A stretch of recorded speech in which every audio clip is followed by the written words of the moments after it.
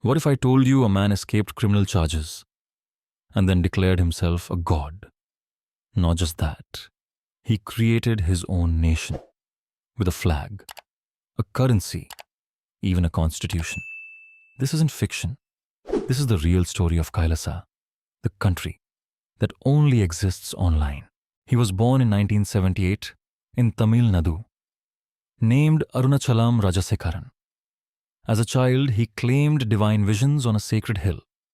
By 17, he left home. By 22, he founded his first ashram, calling himself not a teacher, but an avatar of Lord Shiva himself. He spoke in English. He promised enlightenment, healing, and peace. People listened. Soon, his ashrams spread across India and the West. He claimed to cure cancer, even paralysis. But behind his smile, shadows grew darker. In 2010, a video went viral. It showed the celibate guru with an actress in bed. He called it fake. But forensic labs confirmed the truth. Still, his followers refused to believe. The blind devotion had taken root. Then came worse. Women accused him of rape. Some said they were made to sign NDAs. Parents said their children were tortured. A young woman died mysteriously at his ashram. And just as police moved in, he vanished. India searched. Interpol issued alerts. But he slipped through the cracks, through Nepal, then to the US, using a fake passport. And from exile, he began something even stranger. He founded a country, Kailasa. Kailasa claims to be a Hindu nation. It has a flag, a central bank, even a reserve currency, the Kailasian dollar. They have a university, a national anthem, and a website, but no land, no people, no reality. In 2023, Kailasa's so-called ambassador stood at the United Nations. She declared it the world's first Hindu country. World leaders were stunned. How did this happen? Simple. They never verified a thing. Kailasa forged sister city deals in the US. They claimed to help with forest fires in Bolivia. They promised $200,000 a year to tribes for leasing rainforest land. Only later did journalists reveal it was all a scam. He said cows would speak Sanskrit, that Einstein was wrong, that 20% of humans should be eliminated. He promised to track souls with GPS and return billions in the next life. And still, many followed him. Kailasa doesn't exist in the world, but online, it thrives. Dozens of NGOs, a digital embassy, AI chatbots, virtual parliaments. A guru on YouTube, still preaching from the shadows, still untouchable. This isn't just a story of one man. It's about belief and how it can be twisted. It's about power, performance, and blind faith. Because sometimes a nation doesn't need land, just a story, and people willing to believe it. From Canada to California, Kailasa's digital empire grew. Devotees donated millions, not in temples, but through websites and live streams. Some believed he was the final incarnation of Shiva. Others just liked the show. Either way, the money kept flowing. One brave follower broke away. She told the world about beatings, starved children, false promises, and manipulation masked as meditation. Her voice cracked the illusion. But by then, he was long gone. Then came the most bizarre claim yet. He was building a cosmic airport for aliens in the Himalayas. He said high-frequency beings would land there and only enlightened souls could see them. Even fiction seemed dull compared to this. As of 2025, no one knows where he is. Interpol still searches. Some say he hides in Texas. Others whisper of a South American island. But wherever he is, he still speaks, still recruits, still believes. Still, why did so many follow him? because people crave answers and meaning. He gave them rituals, myths, identity. And he knew if you wrap madness in saffron, many will call it divine. In ancient times, kings declared themselves gods. In modern times, godmen declare themselves kings. The script is the same, only the setting has changed. Now the kingdom lives in code, not stone. Kailasa has no land, no army, no borders. But it has servers and dreams. In the cloud, it lives on, a temple built on bandwidth. The story of Kailasa isn't just strange, it's a warning. In a world of fake news, deep fakes, and blind faith, belief is a powerful weapon. Used wisely, it uplifts. Used recklessly, it creates kingdoms of illusion. Kailasa's flag flutters only in photos. A golden trident on a red field. It looks sacred, it feels ancient. But it was stitched in exile to crown a king with no country and give him power he never earned. Kailasa's constitution reads like scripture, but it's no law of the land. It's a shield against courts, against truth. It names him Supreme Guru. It bans dissent, and it was written to serve only one man. He calls himself Paramashiva, the final divine form. He says gods speak through him. That questioning him is questioning the universe itself. But gods don't run, and divinity doesn't hide behind firewalls. Whenever the law knocks, he cries persecution. Hindus are under attack, he says. But his victims, mostly Hindus, tell a different story. He uses faith as armor and pain as his sword. Cults don't begin with madness. They begin with need, a promise, a purpose. A man who says, I know the way. And people so tired of searching, they follow blindly. Even into darkness, no walls, no throne room. But the empire breathes online. Through apps, through live streams, every follower, a citizen, every donation, a tax, every speech, a decree. On screen, Kailasa looks grand. Uniforms, cabinet ministers, departments of housing and defense.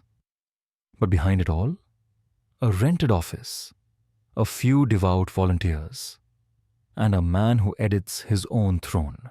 Follow the money, you'll find what's real. Fake embassies, NGOs, crypto donations, luxury hotels booked in cash. A holy man living like a king on the faith of the poor. Interpol watches. Courts issue summons. But he live streams, smiling. He speaks of galaxies while victims wait for justice on earth. How long can belief protect a fugitive? In the end, Kailasa is a mirror. It reflects what people want: faith, certainty, escape. But mirrors can shatter. And when they do, all that's left is a man pretending to be a god. Take away the robes, take away the titles. What remains? A man who craved attention, who used mythology like a mask, who saw belief as currency and turned followers into fuel for his fantasy. In the past, gurus preached under trees. Today, they go live. They edit their divinity, add background music, buy likes. The sacred becomes a stream, and the crowd a comment section. Kailasa is borderless, not just in land, but in law. No one knows where its leader sleeps. No court can summon him. He lives in the gaps between nations, between faith and fraud. Religion uplifts, but when twisted, it enslaves. He called it devotion, but he demanded obedience. He offered blessings, but punished doubts. He didn't build faith, he weaponized it. He spoke in Sanskrit, quoted scriptures, but not to enlighten, to impress. to silence questions. Because when words become spells, truth becomes harder to find. This story isn't just about him. It's about the children who vanished, the women silenced, the families shattered.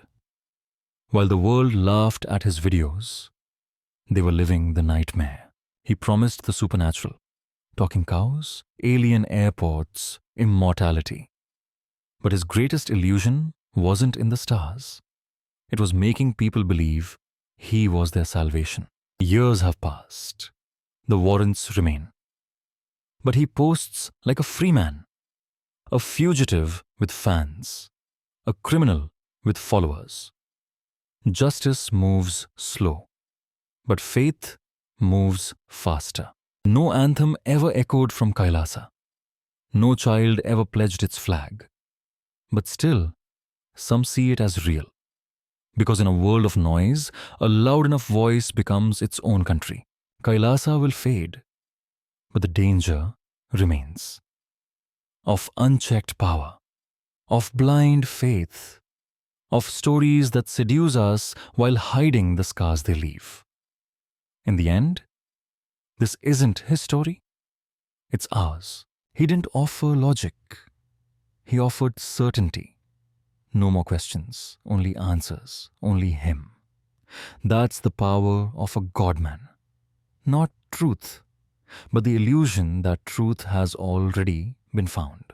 He didn't sell products. He sold salvation, masterclasses, miracle oils, digital darshans, and millions bought in, not just with money, but with faith. Fugitive? No. He called himself a spiritual refugee. Accused of crimes? No. He claimed religious persecution. And when media asked questions, he called it blasphemy. Like emperors of old, he crowned himself, declared his kingdom holy, his rule divine. But no empire built on lies ever lasts forever. They weren't just followers. Some were trapped. Children separated. Women silenced. They couldn't leave, not without losing everything. Some escaped, but many still believe. He used saffron like armor, faith like a fortress, and fear as the gatekeeper. He didn't just want belief. He wanted obedience. Belief without questions is not faith. It's blindness. And blindness has a price. In dignity, in truth, in lives lost while waiting for miracles. He's not the first. History is full of godmen, with empires, scandals, and escapes. But we still forget, still fall, still hope. He created ministries, he crowned himself supreme pontiff. But power on paper is not power in reality. Kailasa ruled nothing but a myth. The victims spoke. The courts acted. But still, he streams, he smiles, and justice watches, slow, silent, and far too late. He wears no real crown, no throne is carved for him, but in every live stream, he sits higher than gods. Because in his world, appearance is everything. Lies, if repeated long enough, start to look like truth. And in a world flooded with noise, the loudest liar often wins. He was funny. He was bold. He was magnetic. And that's what made him dangerous. Not the madness, but the charm. For some, he became everything. Guru, father, protector, until they forgot how to think without his voice. That's when devotion becomes a cage. The world laughed at Kailasa, called it a joke. But behind the absurdity were broken lives, and a system that let it happen. He started as a meme, a punchline, but the harm he caused was real. And sometimes what seems ridiculous hides something ruthless. He still posts, still preaches, still gathers followers. Not because he's powerful, but because we let him be. Someday, his stream will end. The light will fade, and the screen will go black. But the memory and the warning must remain. This isn't just his story. It's a story about belief, about how we choose our gods, and what happens when we stop asking why. This isn't just his story. It's a story about belief, about how we choose our gods, and what happens when we stop asking why. Kailasa is not a real country, but the pain it caused was very real. And in the end, a nation isn't land. It's what we allow to rule our minds.